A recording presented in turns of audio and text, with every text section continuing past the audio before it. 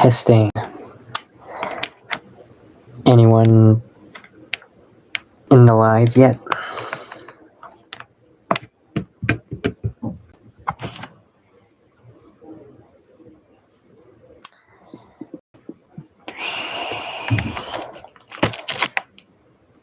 I'll just wait.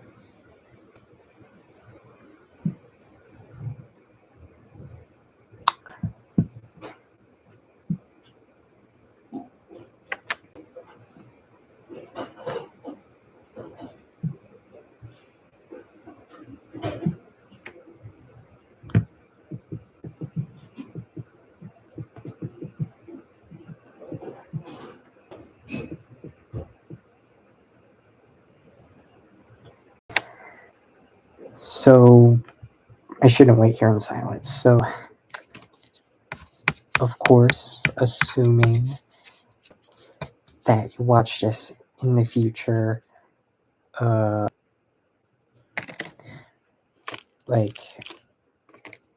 course, I guess skip to when people are actually joining, because not a lot of people watch my videos anyway.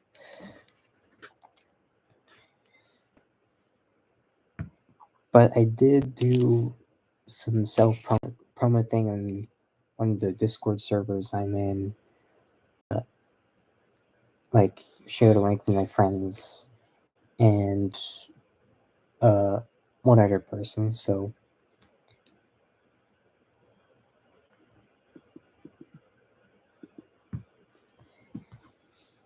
anyway,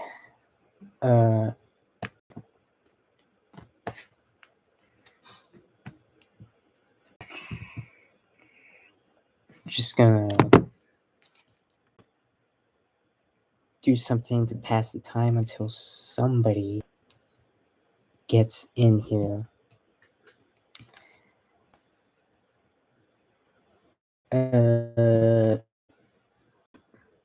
my friend said we'll watch, I don't know if they mean after the fact. But I'll wait one more minute and then I'll get started. Anyway, my internet name is Cal.hildafanboy. Again, welcome, fan of movies and video games. And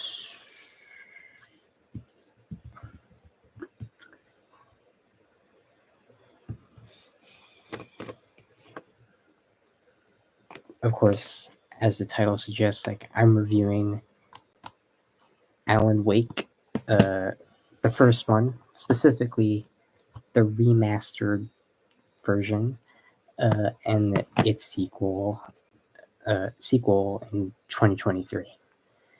Anyway, 4-minute mark. I'm gonna get started right now. Of course, just a synopsis of the first game. I don't think this will be a spoiler review, so you don't have to worry about that. But anyway, the story of Alan Wake, a guy, Alan Wake, goes to the town of Bright Falls. His wife supposedly gets kidnapped, and apparently a story that he has no knowledge of writing is basically coming true in this town. So already, it's a really unique premise for a horror game, which is great. And I'll just talk a bit about like not just horror video games, but like also horror as a genre. Uh, you know, the horror genre, unfortunately, uh, though this is a thing that's changed like for like recent years. Like the horror genre hasn't been synonymous with quality. Uh, for example, like the dozens of cheap 70s and 80s horror movies.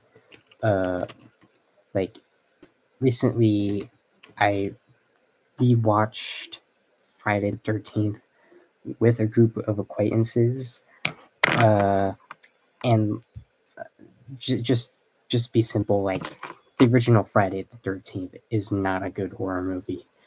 Uh, like just poor acting. It's not. It's not really that scary for a horror movie. I know horror is subjective, and I'll get to that.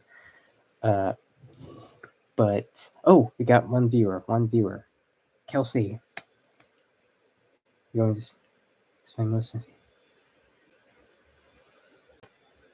Congratulations, Kelsey.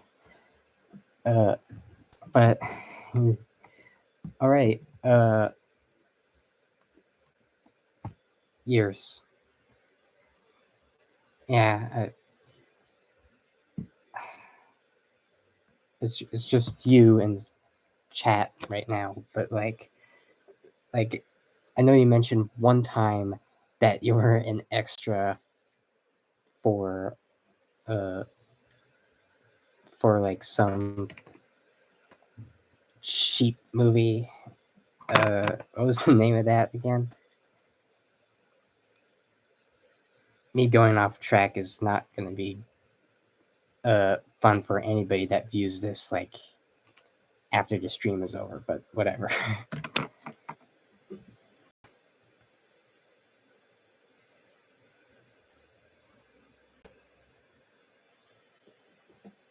Anyway, uh, yeah, Teen Vampire 2020 and Teenage Girl New Wheels. Okay, so like to continue with off track stuff, unrelated, I got this amazing children's book. As you can see, uh, like very nice cover and inside. Uh,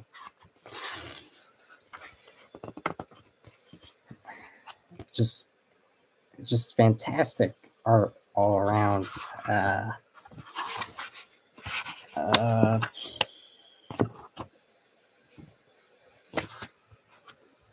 I gotta say, third grade reading level or three reading level, grades 1 to 3 reading level. Uh, I'm not sure about this next generation, but anyway, uh, it's great that I actually am able to talk to somebody. Uh, so I am reviewing the first Alan Wake game, specifically the remastered version, and the sequel, which, by the way, uh, I don't have a physical copy of the sequel. I bought it usually, like, it was on the deluxe edition was on sale and it was like $31, which is a steal because usually the deluxe edition is like $70. And technically, it would be better to review this like after I completed the DLC content. Uh, is my mic working? Uh, I don't like the green bar usually goes up and down. But okay, it's working. Okay, but but like technically, it would be better to make this review later when I actually have played the DLC. storylines. But I played the two main storylines of the first one and the sequel, so I think that's enough. But anyway, as quickly as I can to recap what I said previously for any future viewers of this, but like the horror genre, not not a genre that's typically equated with quality content, but like a lot of the crappy horror movies of 2010s, like the cheap 70s and 80s horror movies, uh, like recently we watched Friday the 13th with a group of acquaintances. They didn't like it.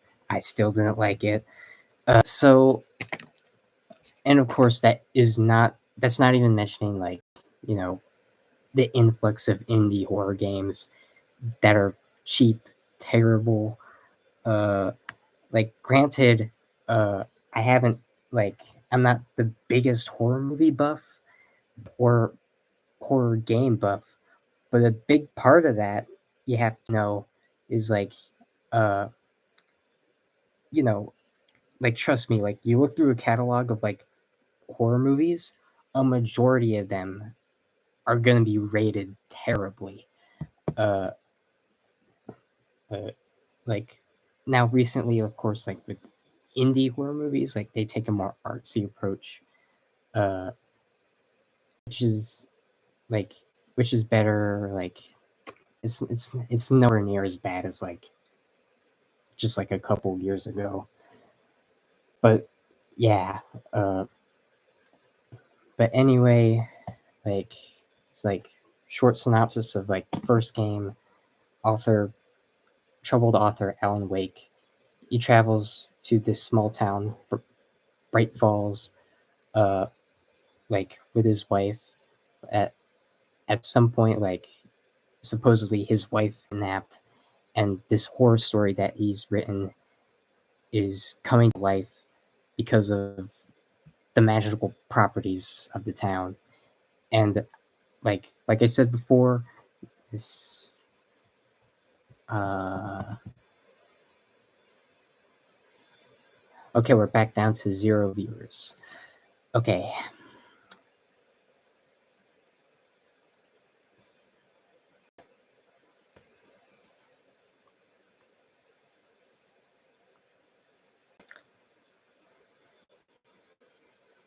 I still there.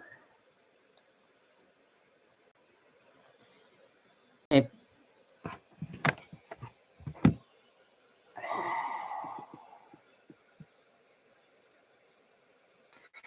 always happens when I'm just about to start talking about the game. Uh,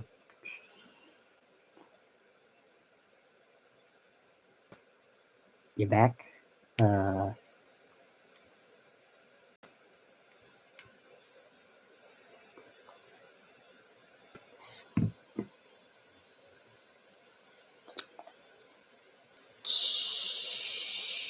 I'm not sure what to do in this circumstance.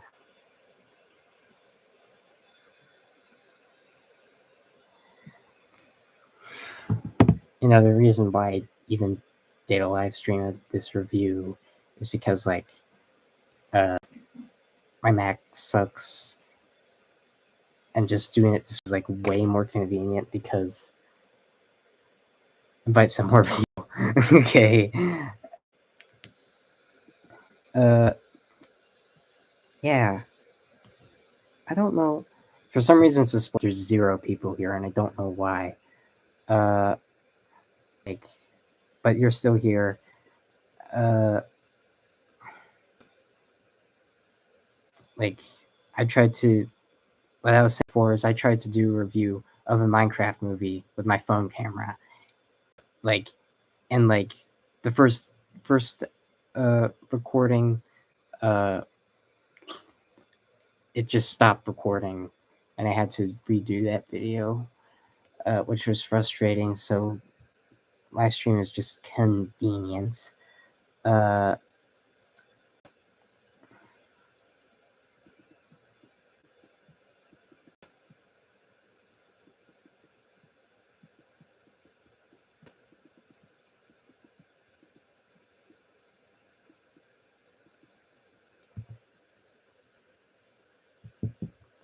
the last time I did live stream, there's also just one person.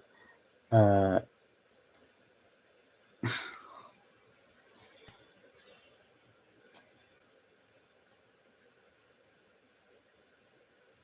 the thing is, like, I started this like uh, I have seen new teasers.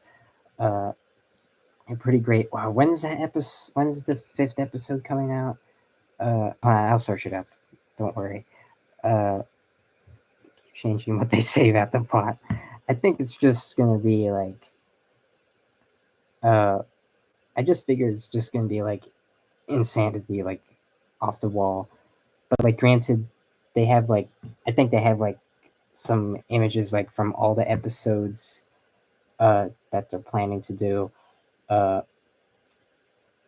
so that could be it. Like, so now that you mention it, it could just be like a bunch of red herrings. Uh, yeah. Okay. Uh, when is the fifth amazing digital circus coming out? Okay, June 20th, and it's June 18th. Okay, that's 2 days away. That's good to know.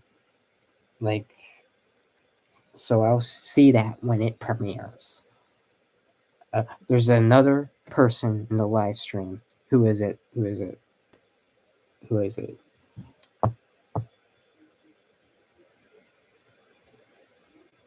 The suspense is killing me.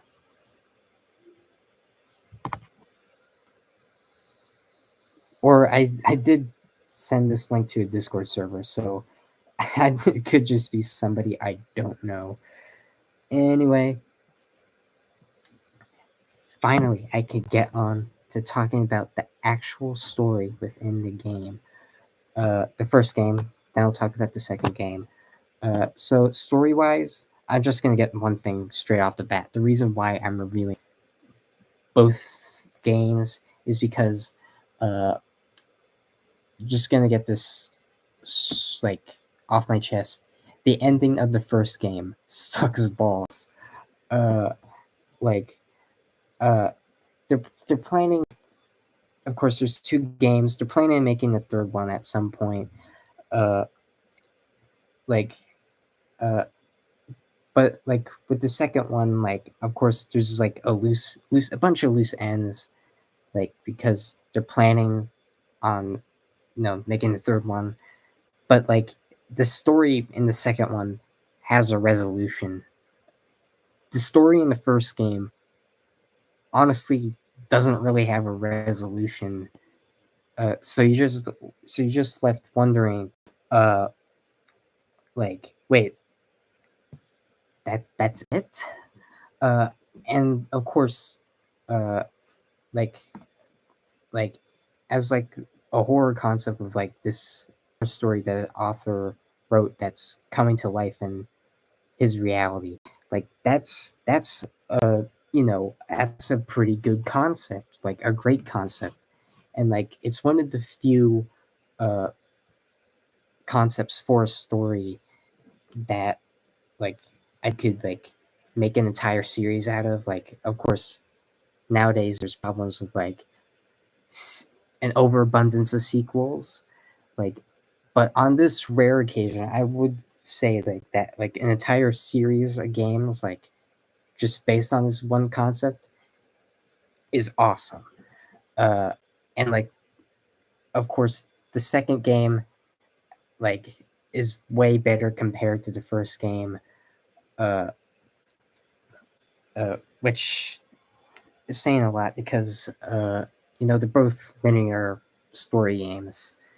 Uh, so anyway, uh, and for horror games, I wouldn't say they're like really that scary. Like again, horror is subjective, and like the idea uh, that the story concept like is pretty scary. Like more so in the second game. The second game also has more survival horror elements. Like you have to manage your inventory in the second game. Uh, there's like more enemy variety in the second game. Uh, like in the second game, just from here on out, just like know that the second game is better than the first game in literally every single way, like gameplay, story, atmosphere. I will like give some credit to the game to not make it sound like I just really don't like the first game, because I don't. I think the first game is a good 4 stars. Uh, like like it's brought down by the ending. Like if it had like a great ending, like maybe like 4.5 stars, like a 9 out of 10. Uh, but like because of its shortcomings, it's just good, and it stops it from being great, which is frustrating. And another thing, like the sequel was made 13 years after the original game. Of course, this being 2025, I was able to play the second game straight off the bat. But can you imagine waiting 13 years for a sequel? Uh, which is like I guess, too long of a wait. Granted, like from what I heard, when the first game that came out wasn't like a huge success, which is why there's like a 13-year gap between them. But anyway, so what else can I talk about the first game? Oh, uh, like of course, despite it being from 2010, it's 15 years old, or almost 15 years old. Uh, like even though of course there's slower graphics, and I think with a bunch of other remasters, uh, they do a better job at like making it feel like a remaster. Uh, like to me, this is still 2010 graphics, but what it lacks in like graphics, it makes up for an atmosphere, uh, which of course I think is much more important. Like obviously, like art style. Uh,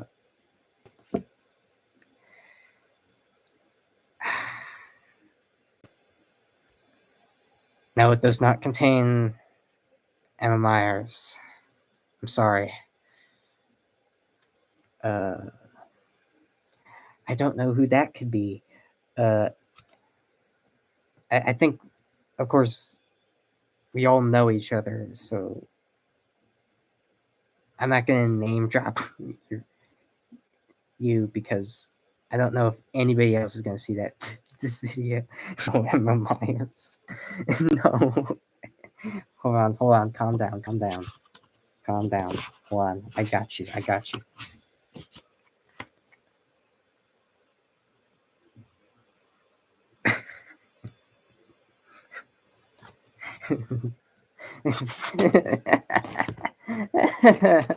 uh, okay, this live stream is going great. Uh, so, uh, of course, get the. I recommend the first Alan Wake game, specifically the remaster. But uh, again, 4 stars, 8 out of 10. Uh, it could have like, and another thing is like it does drag a little bit. Uh, like the first game. Uh, but like that would have been fine if with the end, if it had been an ending. But that's my consensus on that. I Another thing before I talk about the second game, when it comes to Remedy, the developers behind Alan Wake, the guy that faded in the spectrum. Uh, yeah, I guess Alan Walker, not Alan. No, I not. You know what? You know what? Yeah, you know what? Fine. Why not? Alan Walker. We're talking about the Alan Walker games. I I didn't.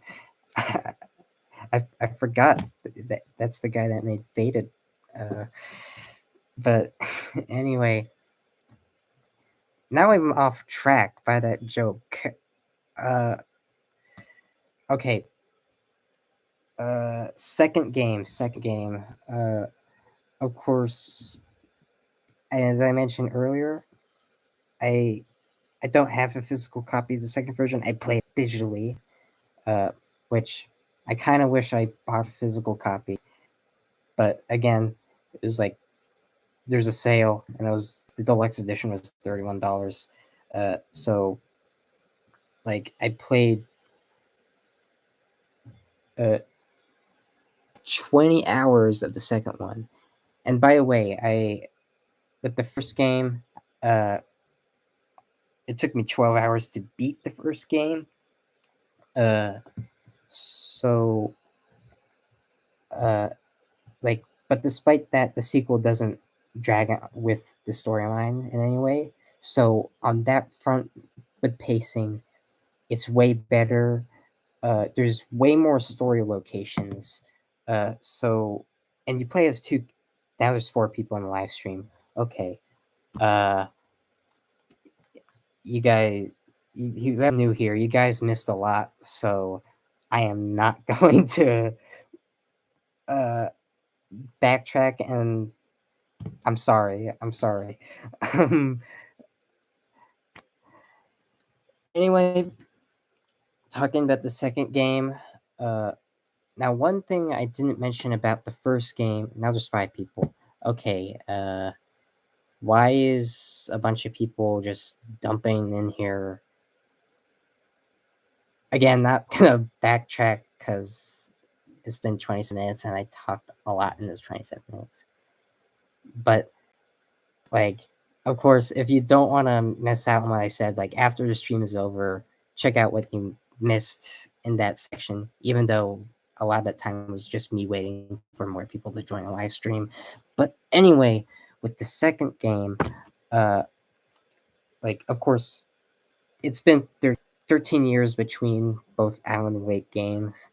Uh, and of course, that means upticks in graphics, which like is obviously gonna happen with the sequel. Now we're back down to four people. Okay. Uh, you go, hopefully, view this after the stream's over. Anyway, uh, like, of course, there's a lot more locations. I get, okay, another person on. Since you play on PlayStation, it would have a built-in live stream thing. Yeah, it probably would, but I kind of, it's on, so when it surprises itself. Yeah, uh, I kind of suck when it comes to streaming stuff, and like like this microphone that I bought. Hold on, let me get this. Thanks about complimenting my flag. This microphone I bought is not compatible with my Mac. Uh,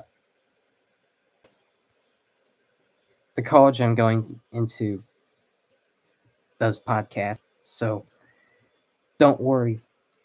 Ironically, more videos will will come from me in school instead of the other way around when I'm out of school. Uh, Back on track. Uh, the second Alway game, uh, with the like like like there's a lot more locations. Like as spoiler free as I can explain it, you basically play as one character, Alan Wake, in this sort of nightmare reality. and you play as the second character is the character of Saga Anderson in the regular real world, who is an FBI agent, like trying to investigate some homicide. Uh, and you kind of flip flop between them whenever you want in the story. Uh, and that basically is very interesting story wise. Uh, now, uh, it's much more. I mentioned this before. It's a much more challenging game. Uh, there's I guess I think about two quote unquote boss fights, and they're not easy. And I played on normal difficulty, but you know what they say? I refuse to lower the difficulty setting unless it's Jedi Survivor.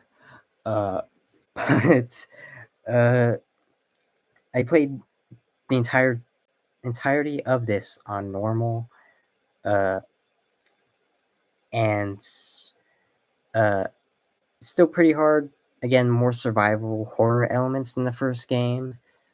Uh, like, and the ending, unlike the first game, I would say is a satisfying ending. Uh, Another thing, uh, it's really great atmospherically. Uh, in fact, I got a bunch of screenshots. If this were, if this video was made by another YouTuber, uh, this wouldn't be a live stream, and I would show the screenshots I have through some video magic of video editing. Uh, but I'm just gonna show on my phone because I suck. Anyway, okay, that's you might just have to take my word for it because uh, the camera on my Mac sucks. Uh, so it's there's a lot. It's a lot more colorful. Uh, uh, like uh, hold on, what else? Oh yeah, side content in the second game much better. Uh, the first game, literally one of the side things you could do in the first game is that you can collect 100 collectibles of the same coffee thermos. Amazing, right? Yeah, no, that was like granted, they're both linear story games, but if you're gonna add side content, you could do better than 100 coffee thermoses you can collect. And one thing I forgot to mention about the first game is that, uh, of course, completing the game with both. This is the case with both games. Completing the game fully the first time will unlock nightmare difficulty, uh, and you could get like slightly different endings. Uh, uh, of course, of course, majority of players to majority of players, it's not going to be really worth it. Uh, and and you know how you can even get a different ending is a bit unclear in the game. It's not an RPG. Like I'm,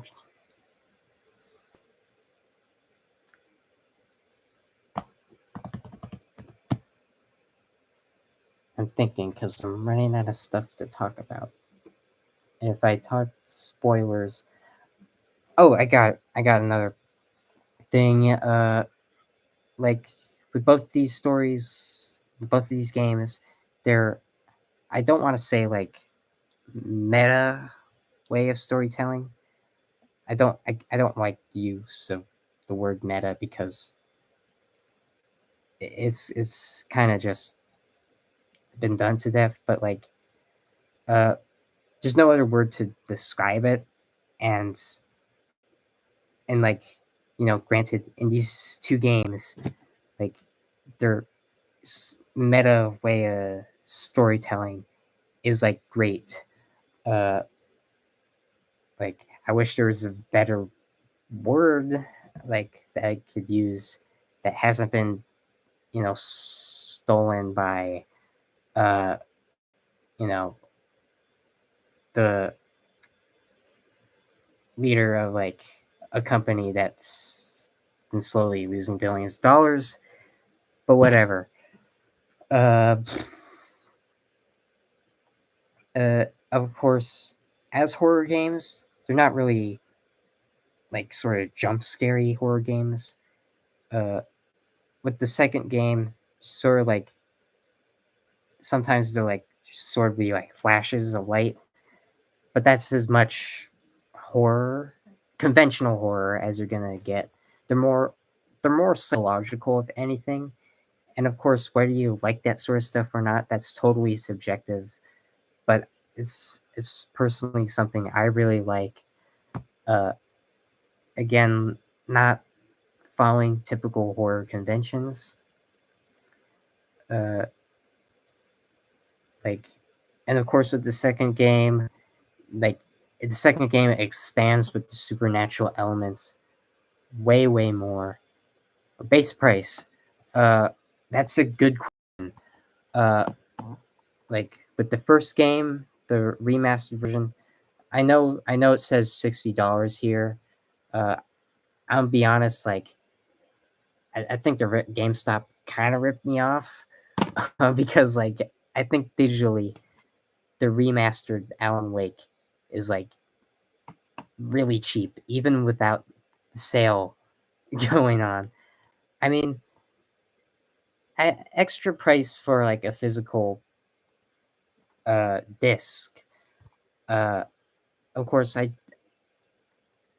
got a bit unrelated, but like not just with video games, but like I feel like I have, as I grow more and more interested into reviewing movies, that I should have like a physical collection of movies and video games, like because of course there's sort of like ethical consumer concerns of like, well, if you buy it digitally, do you really own it? Uh, so like, hold on, I'm gonna search up like the Alan Wake remastered. Like, I'm sure it's like 20, uh, like $20, $15 even. Like, Alan Wake remastered uh store store uh on sale. If you get it on sale, like like at its lowest, I mean this is at its lowest, assuming there's a sale. Like the PlayStation sale like ended, but like at its lowest, at an 85% discount, 4.49, 4 point, my brain not braining, $5, which is like really cheap. Uh, and then with the second game, uh, it's like the typical AAA price of like $60, $70 if you want the deluxe edition. I was lucky. I know I mentioned it like 200 times before, but like I was lucky enough to get it on the deluxe edition on sale, and like I bought it for like $31. So like so first game, first remastered game, you can find it really cheap.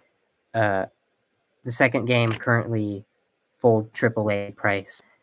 Uh, like and honestly, uh, again, I haven't gotten to the DLCs, but like they're like they're two separate stories, like which are like I think each like a couple hours long. Like it's an extra $10, so like I think I even though I haven't gone to them, I feel like I'm well within my rights of saying like they're well worth the extra $10.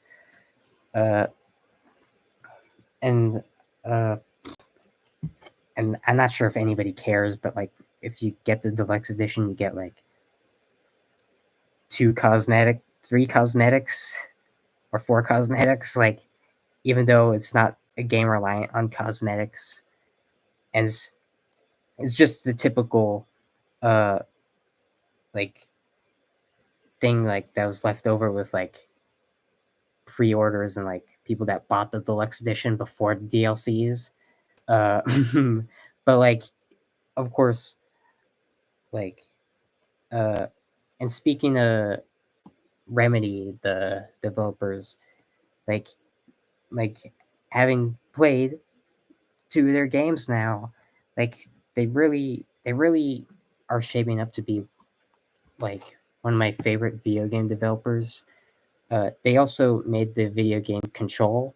I haven't played that game, but like at least check out the trailers of that game, and like there there's like it's the production value is great. And speaking of production value, with the second Alan Wake game, like in-game cutscenes are put together with live action cutscenes.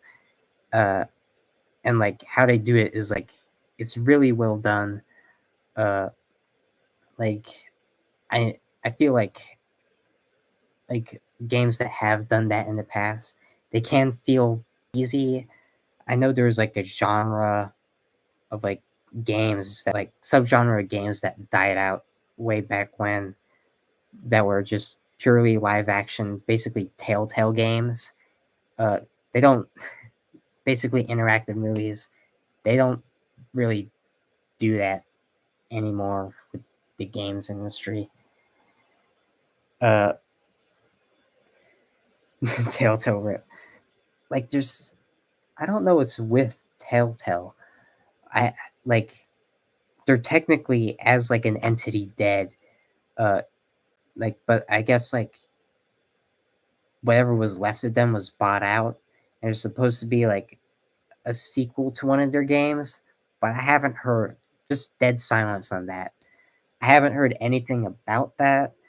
And if there has been like a new Telltale game, it like that I haven't heard of, then it probably wasn't a success if I haven't heard of it.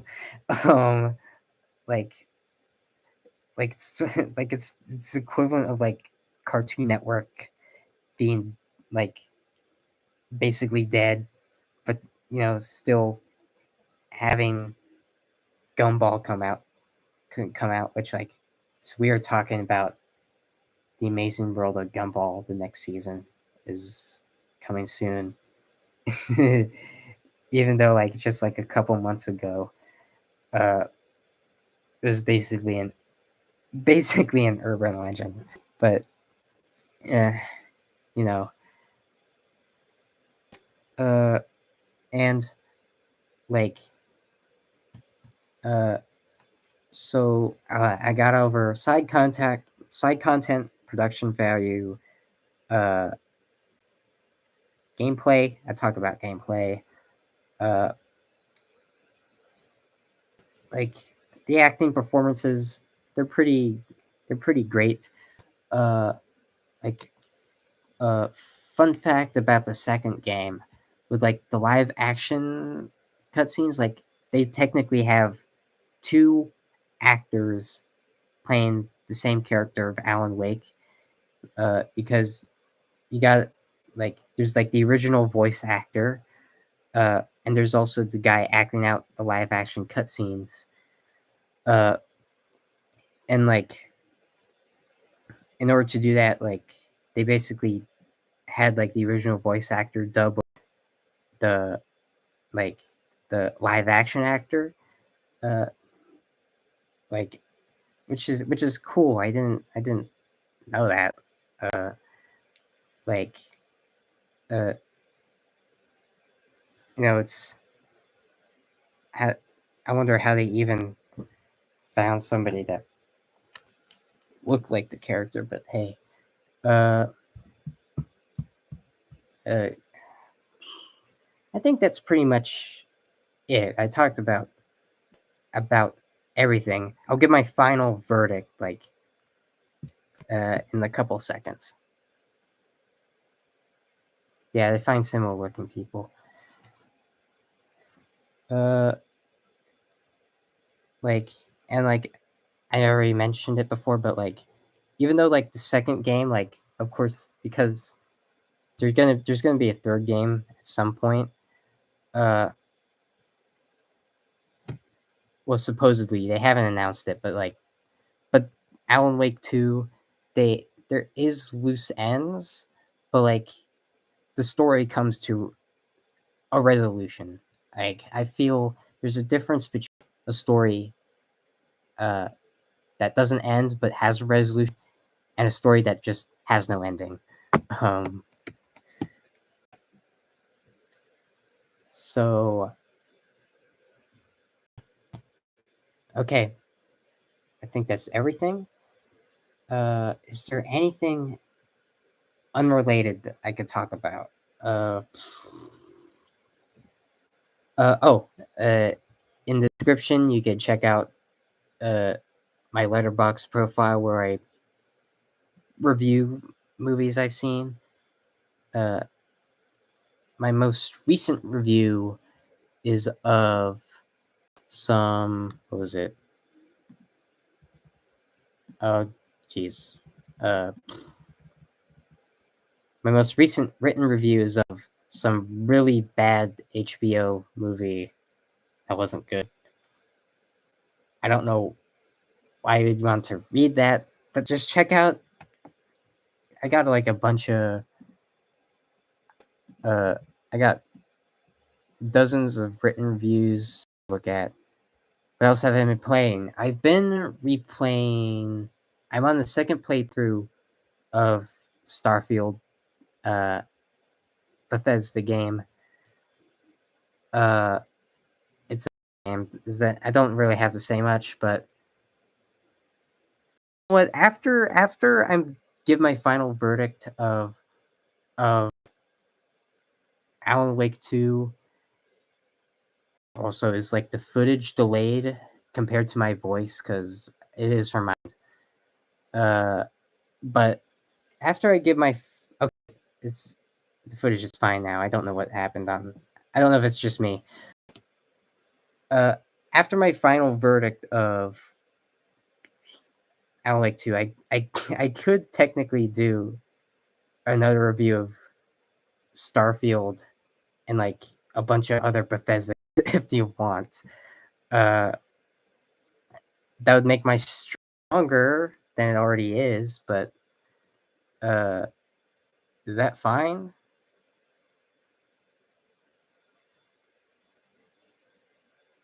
Sure. Okay.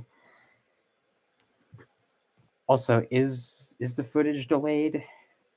I feel like compared to my voice, uh, it's a bit choppy, is all. Okay. Uh, so final verdict. Again, the first Alan Wake, 4 stars. Could have been better. I I forgot to mention one thing. One thing before my final verdict with like Remedy games. Even from what I've seen online, even if their uh game is like less stellar in somebody's eyes, there's still great qualities. Like there's there's one video that was titled like the best 8 out of 10 game I've ever played, and like the best 6 out of 10 game I played, stuff like that. So that I think that says a lot. Uh, but final verdict on Alan Wake 2, 5 stars. Uh, 10 out of 10.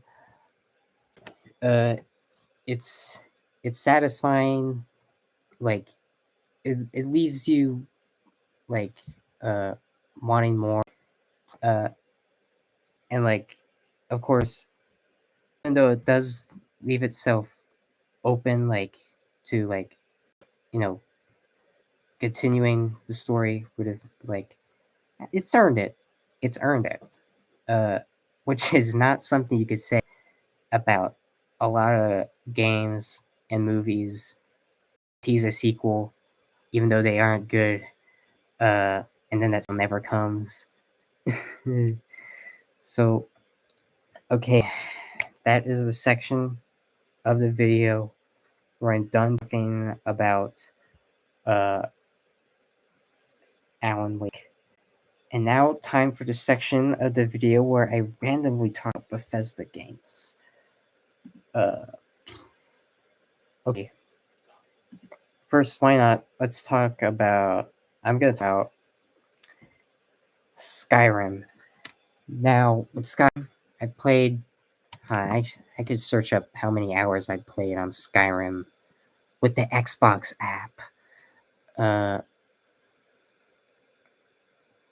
it's loading.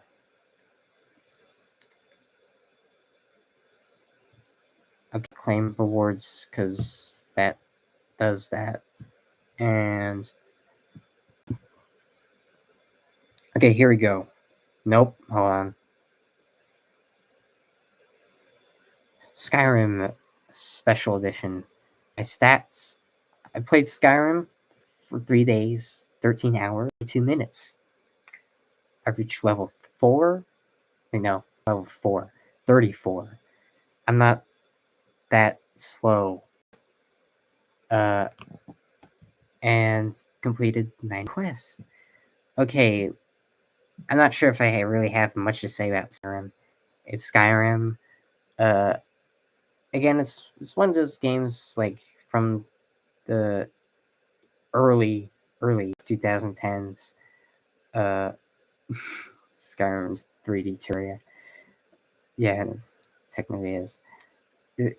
Those games were like graphically, uh, like yeah, it's not great graphically, but like art, like again, style, atmosphere. It's like it looks great even as time has gone on, which uh, you know, art style and atmosphere, all else in terms of how the game looks. But I guess those bring up some negatives of Skyrim that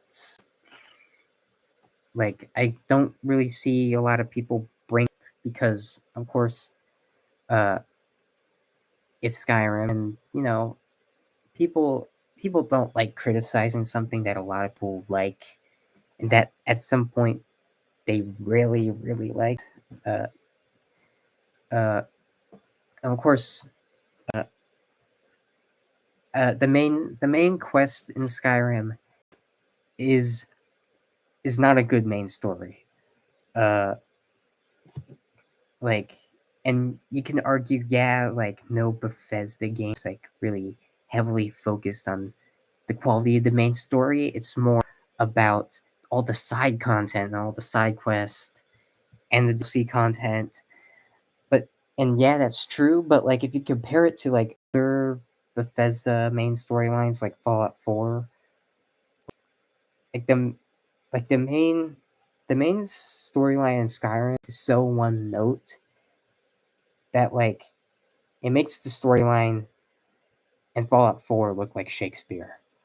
And like if I'll talk about Fallout 4 later, but like the main storyline in that one like is full of flaws, uh way more engaging.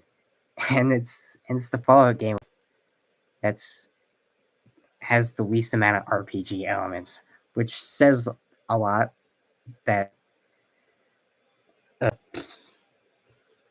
like uh and like of course Skyrim, like, has a point in like games where like they were still hailed as like 10 out of 10 RPGs. But even even as far back as like 2011 with Skyrim, uh, you could see them like dumbing down stuff like impact of dialogue, uh, and uh, game mechanics. Less so with the game mechanics, but like more so with dialogue. Uh, I mean that's the main Skyrim criticism, and like the second Skyrim criticism. It's a Bethesda game. Gonna be bugs.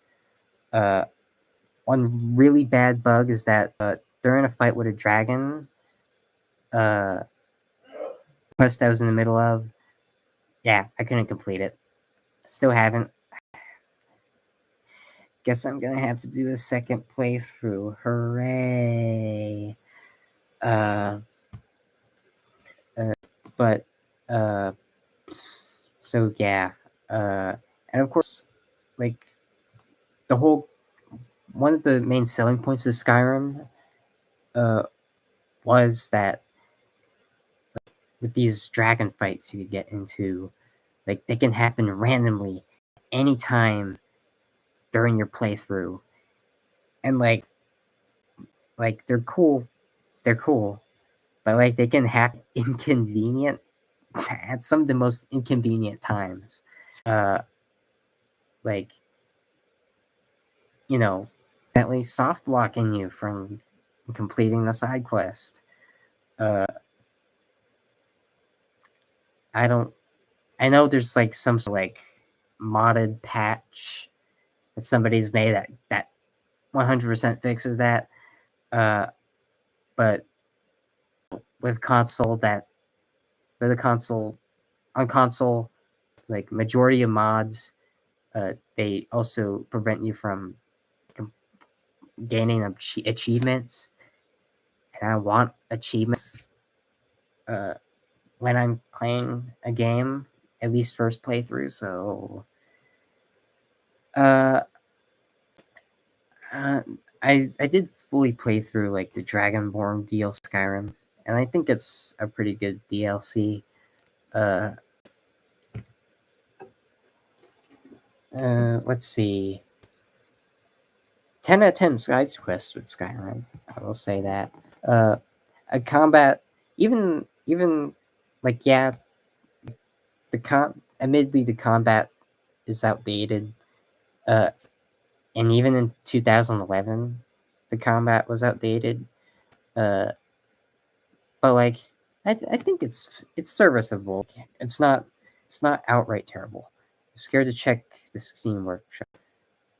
Yeah, like if if the console are wild on PC, like it's it's even more so. Okay, final verdict with Skyrim. Another thing about scoring, giving video games a rating, is that uh of course you rate them differently than movies. Like I feel like as strict with video games than you are with movies when it comes to rating stuff. At least in my perspective, but uh I'm I gave it 5 stars on like one video game website, but like honestly, honestly, it might be more of a 9 out of 10 game, which is like 4.5 stars. Uh, but but that might be hypocritical even because it's in my top 5 favorite games, and I gave it 5 stars. I don't know. That's I think that's just a weird exception. If it were 2010, yeah, hell yeah, easy 10 out of 10. Uh, but it's just funny how games age that way. I will say that I bought the Skyrim Anniversary Edition, and I did so uh, whilst uh, missing the opportunity of playing Elden Ring. So I'm not sure if that was like a mistake, uh, but like it's Skyrim. Like, can you say no to Skyrim? Uh, I need. I wonder how the timeline would have been different if I played Elden Ring instead. Can say okay, and okay, another Bethesda game I could talk about.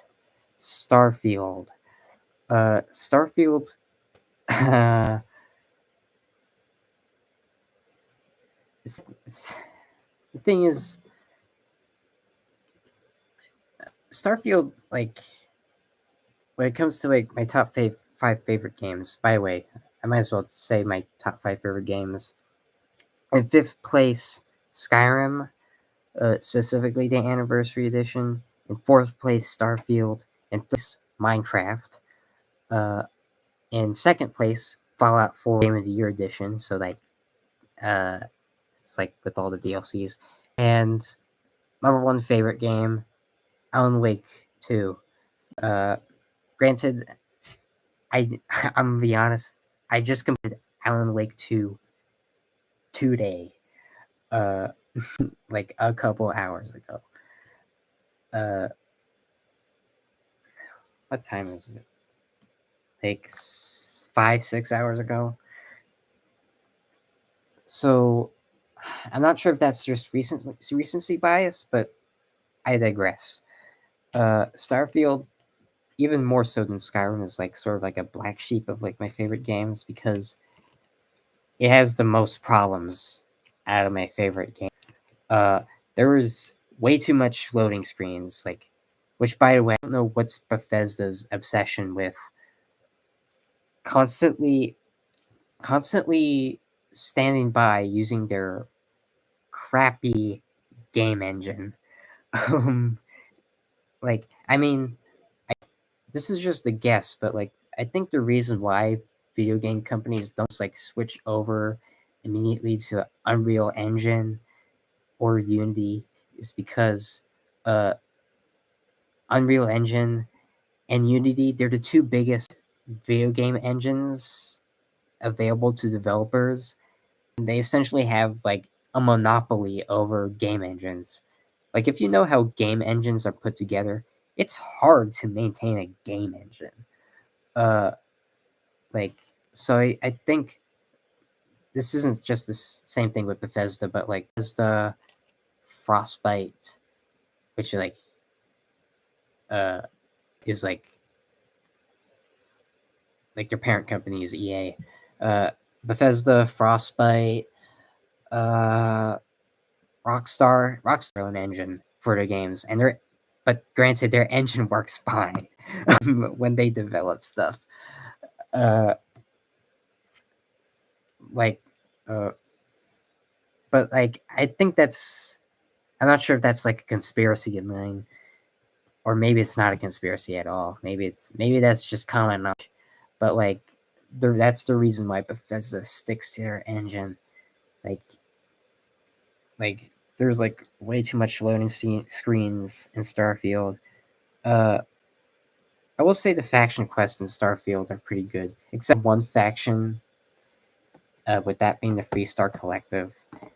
Uh, I like with all the other factions, I can name like main main events that happen in the game, but I cannot name a single thing with that one faction. Uh, DLC wise, I haven't played the one DLC that Starfield has, with that being Shattered Space. But apparently, like that's like the very first Bethesda DLC that just isn't good. Like at best, it's mixed, which uh puts a damper in like you know because a damper in like playing game DLCs because like typically that's I think it's Unreal Engine that takes so much percentage of income from products use, unless you buy a subscription to lower. Yeah, uh, you know, game companies they don't want to pay anything. They don't want to pay anybody else for something they think they can do without any help. Um, that's it. Uh, uh, I will say, without any spoilers, the new game plus in Starfield, it's unique story wise. I won't say how story wise because no spoilers. Uh, it's unique story wise. It could have, admittedly, New Game Plus could have been better. I like I like I don't think there's really an incentive to do it, but like just as a story concept, it's cool. Uh, I, uh, I feel like if you've ever seen the meme of Fallout 4 where like, hey, another settlement needs your help, I'll mark it on your map, and that like level of like bad side quest, it's not it's technically worse than Starfield. Like the main reason why I bought that game was like the novelty of like exploring 1,000 star systems, explore 1,000 worlds, like just the novelty of that's great. Like, and personally, like I didn't really get into No Man's Sky, even though No Man's Sky doesn't have anywhere near the amount of problems Starfield has. Uh, but uh, like, but my like final verdict on Starfield, 10 out of 10, 5 stars. Even though in reality it's like more like four, 4 stars, 3.5 stars, even like 2.5 stars. Like objectively is the worst of my favorite games, but it's a Bethesda game, so that's my best defense.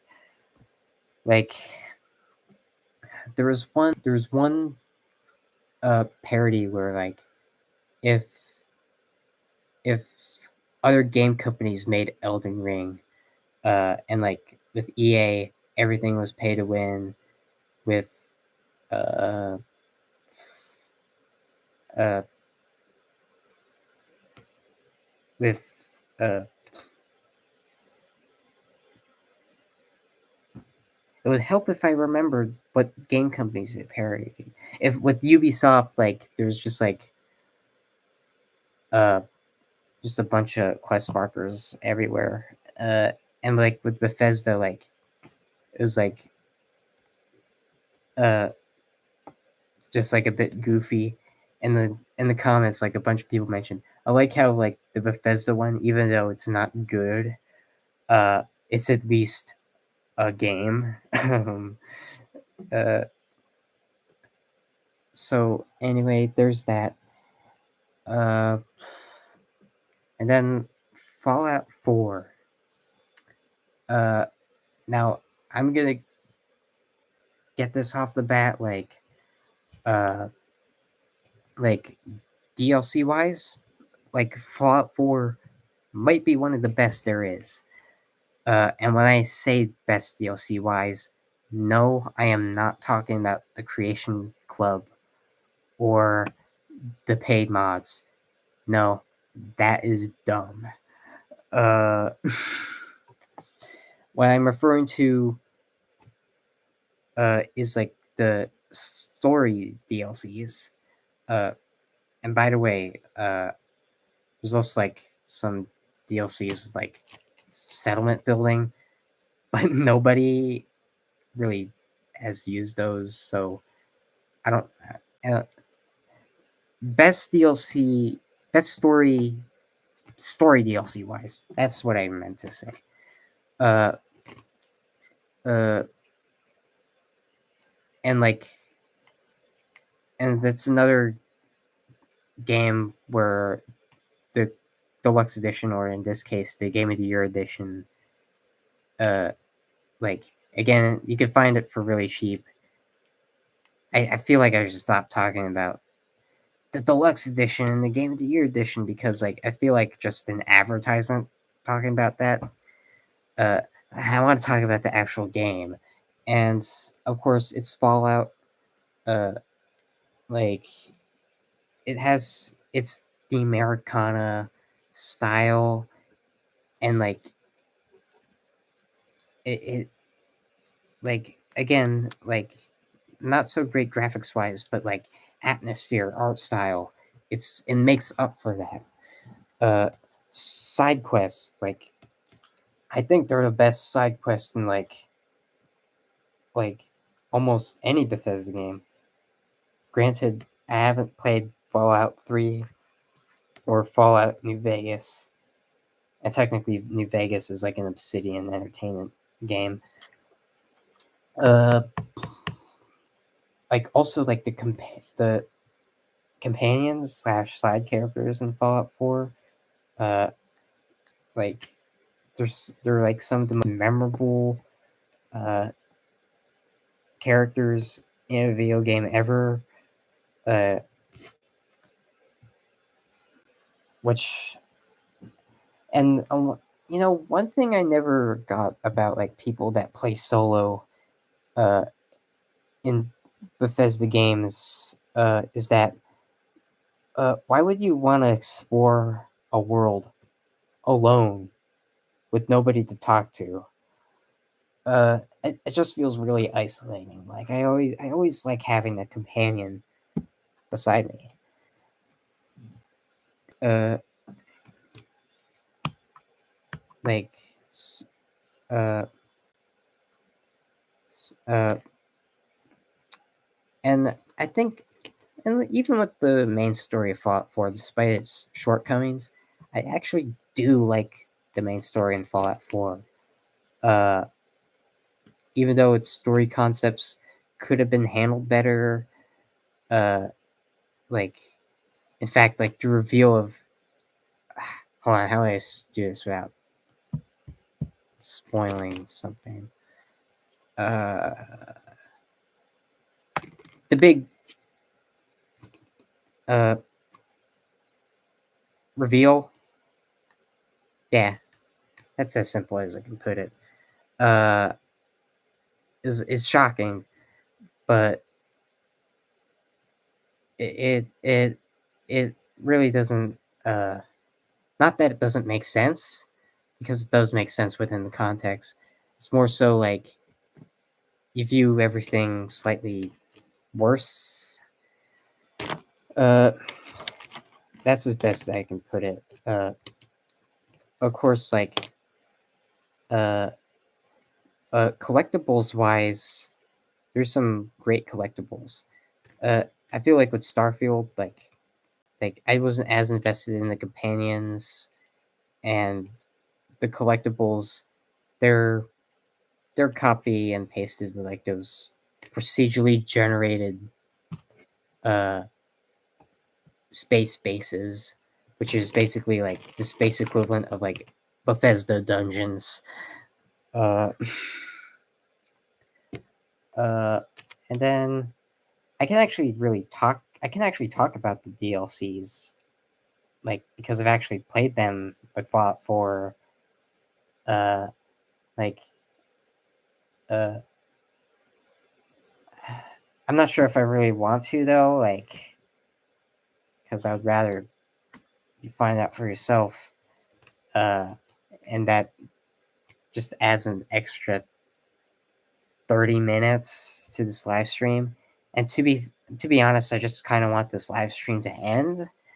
Uh, but final verdict with Fallout 4, 10 out of 10.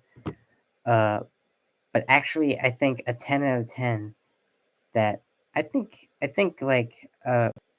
even despite my biases is deserved. So that's that. Anyway, any final things I could talk about before the stream ends, or if you give me some suggestion, I'll do that. And maybe if the suggestion is suggesting enough, I'll continue the stream for another 20-30 minutes.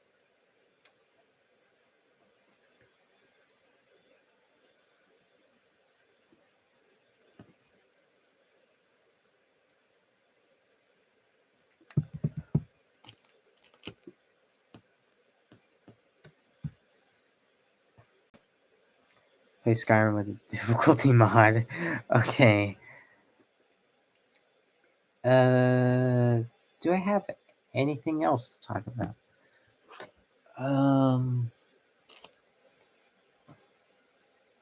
Legos.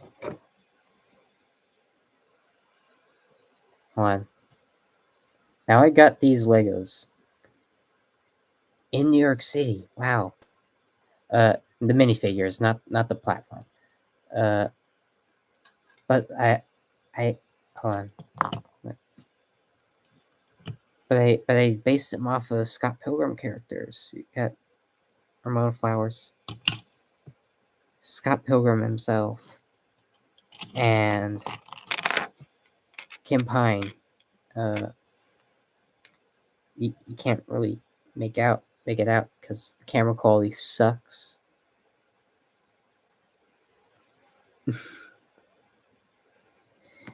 There we go.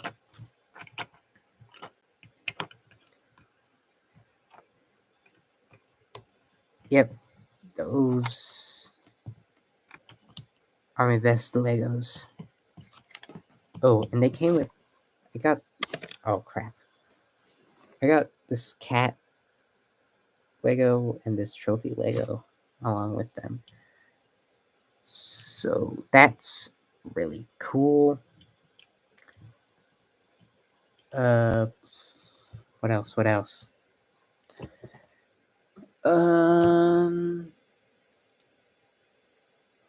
Hold on. I got these full-on minifigs from New York. Yeah, these are dope.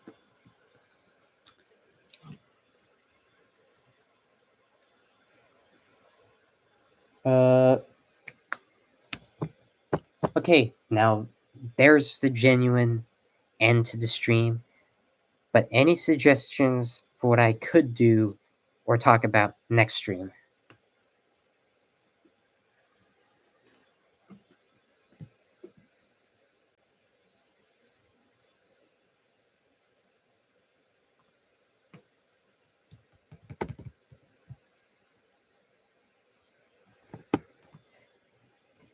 I could just read out the storybook.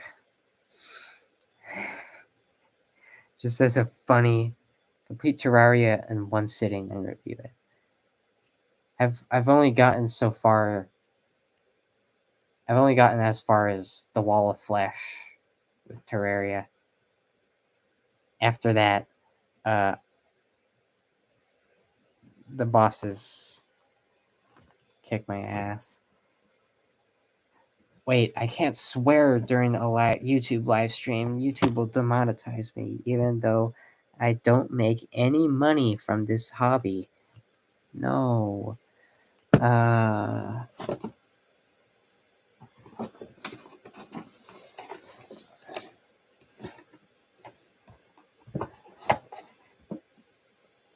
there's way too much crap on my desk. Like, if